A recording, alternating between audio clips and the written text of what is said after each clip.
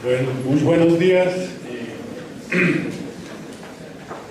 Efectivamente, una de las grandes preocupaciones que nos acogen en estos momentos tienen que ver con para dónde va América Latina. Por lo menos intentar hacer algunas apreciaciones en ese sentido.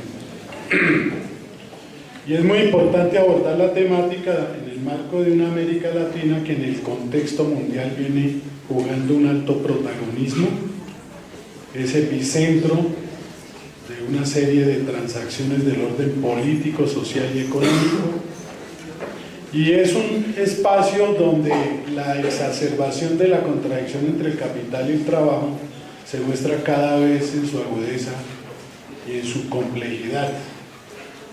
Y ello a través, lógicamente, del ahondamiento de la contradicción entre el creciente carácter social de la actividad económica, por un lado, y la propiedad privada sobre los medios de producción con apropiación privada de la riqueza.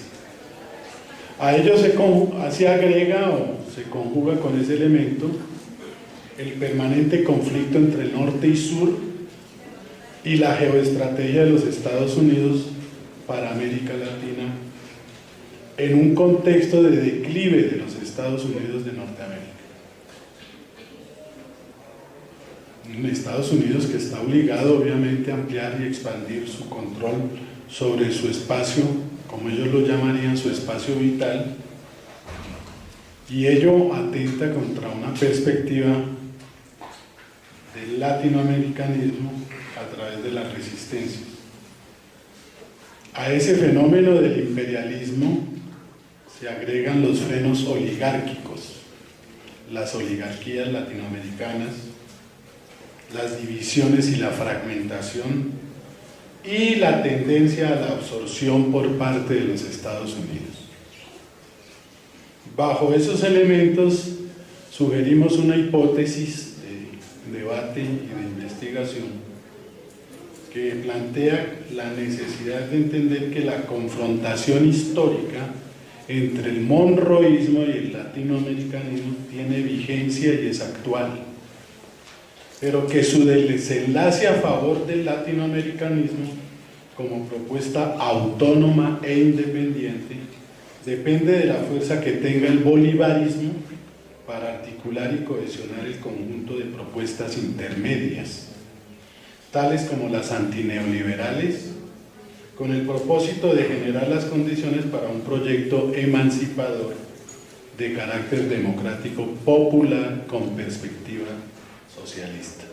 Esa es una hipótesis de trabajo que estamos desarrollando y que desde luego para negar o afirmarla es necesario mirar los antecedentes de la confrontación entre estas dos posturas, el monroísmo y el latinoamericanismo, para luego abordar las formas y contenido en que se desarrolla esa contradicción en las condiciones actuales y mirar algunas perspectivas. ¿Cuál será el desenlace del conflicto entre el monroísmo, entre el señor James Monroe y el señor Simón Bolívar? Y que de allí poder derivar de pronto en algunas conclusiones significativas. En términos de los antecedentes generales, lo primero que hay que resaltar es que el bolivarismo es anterior al monroísmo,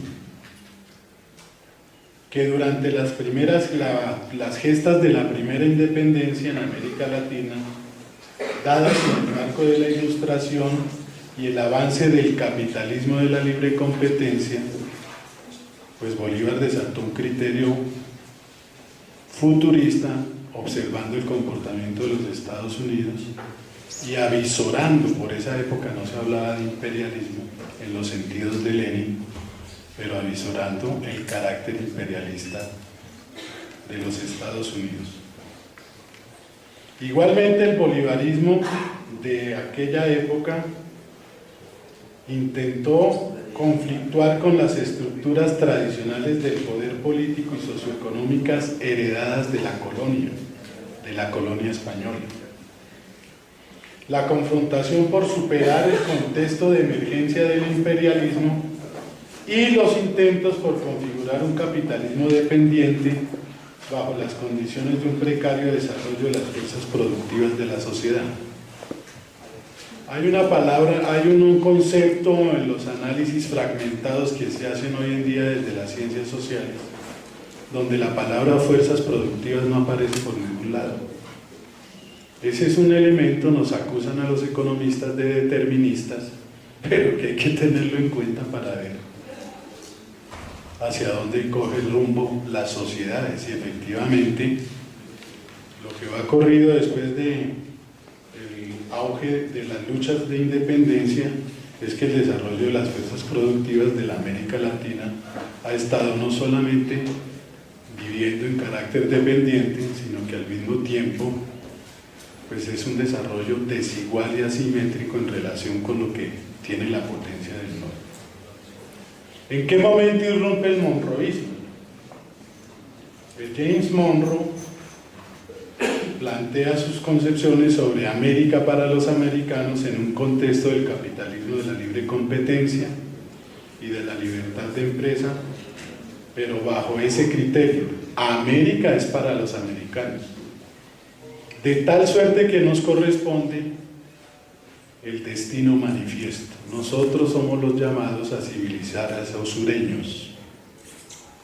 Y efectivamente esa concepción no ha cambiado de las élites y de las fuerzas del poder en los Estados Unidos de Norteamérica, porque estos territorios son territorios salvajes. Esto recordando la concepción del señor Adam Smith, que dividía las sociedades entre civilizadas y salvajes. A finales del siglo XIX y principios del siglo XX, ya en el proceso de emergencia del imperialismo, estudiado por Lenin y otros autores, entre otros Hilferding, se empieza a implementar la política del gran garrote.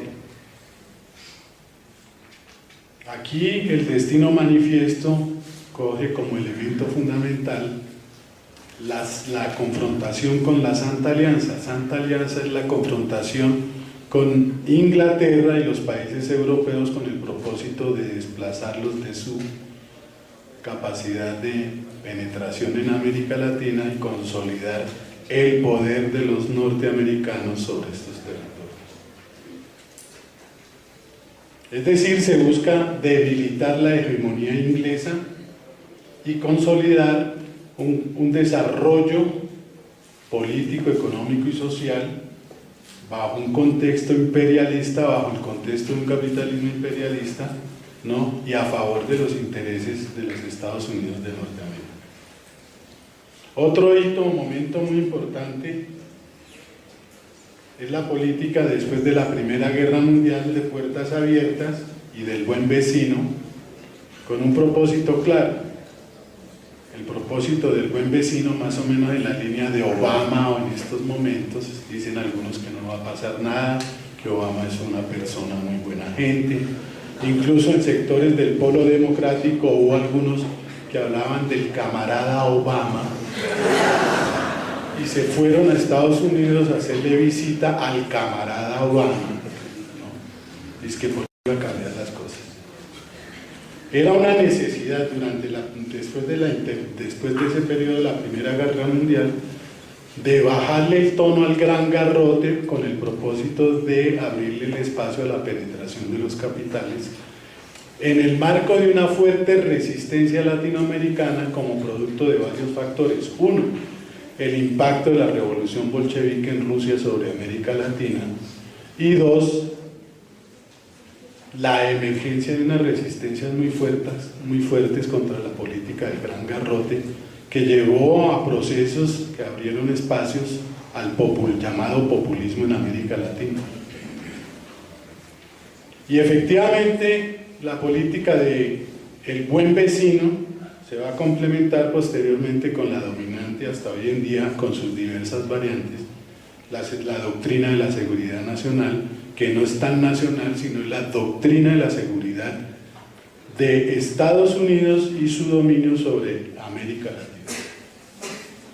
Esta se desarrolla en el marco de la Guerra Fría, pero igualmente el conflicto que tiene Estados Unidos es que se implementa esa doctrina de la seguridad nacional en un contexto de auge revolucionario y de luchas antiimperialistas.